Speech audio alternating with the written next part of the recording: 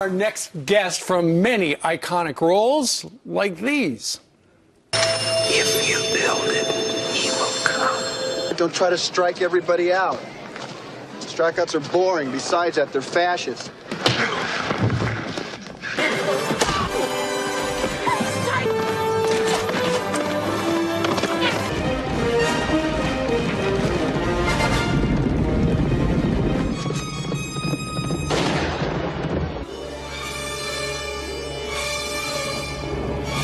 Well, I'm back now, and still head of this family.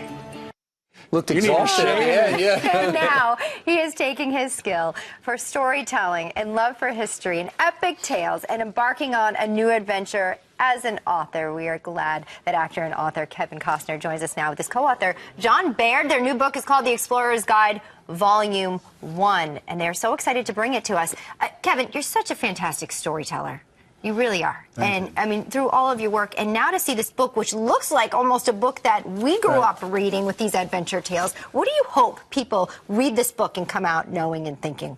Well, the hope is that I mean, it's a little lofty one, but the books you're talking about were written last century, literally, if we really want to think about it.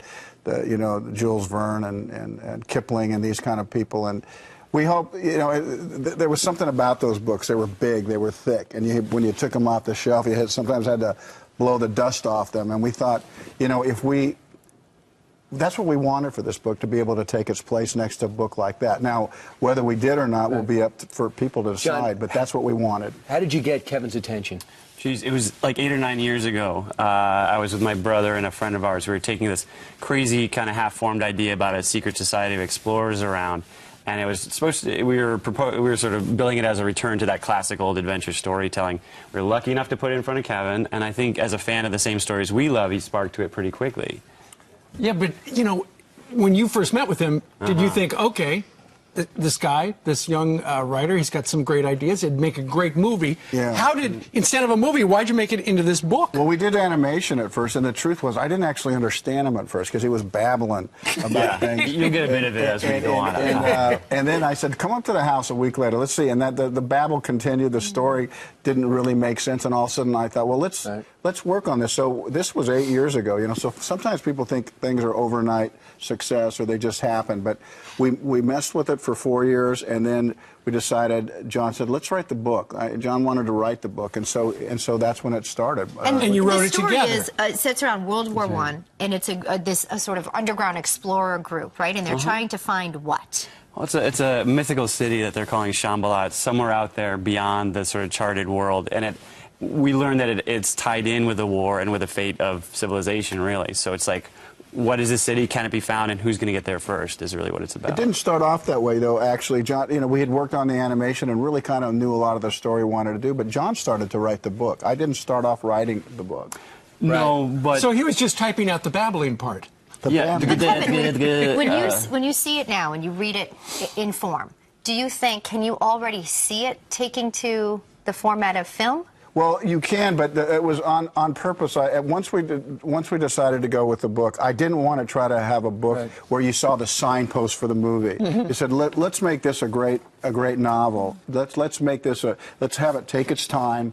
You can feel the girth, the weight of this thing, and so it's not this big thing with all the signposts to make the movie. But in our process, John started the book. Well, because it was a book and not a film, and because it was something I brought to him, I think initially Kev was thinking he'd take more of a backseat role in it. Right. But then as pages were coming in, I think it was very natural for him to slip into it like he would any other project. I think one of the big stories here is I've met Kevin Costner before, and you never said, hey, come back to my house. How come you got to go back to the house? I earned it, man. What is it about you? I think maybe you're too articulate for the go. You got to keep them guessing. Right. Yeah. It is one of those things that there's so many writers out there who have great ideas and want to get to established stories who have won 2 Academy Awards and 3 Golden Globes, and they don't get to them. You did that. I started off in the right city. Maybe that's part of it. And we're persistent.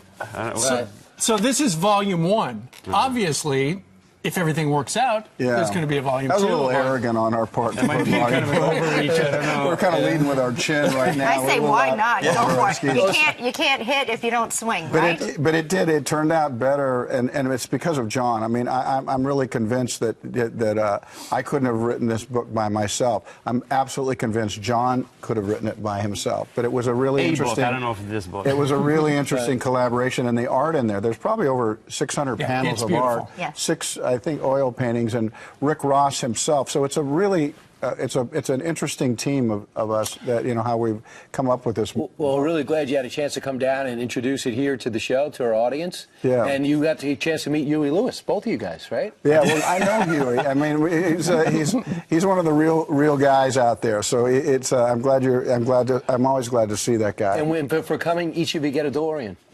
All right? Nice of you, Brian. It's so nice. This is truly a treasure on a bookshelf. And it The feels idea special was that for it you. would be an Thanks. heirloom that gets passed down. You don't want it to be disposable, and hopefully people are reading this 100 years from now. Well, that's a goal. You know the old saying, if you write it, they will read it.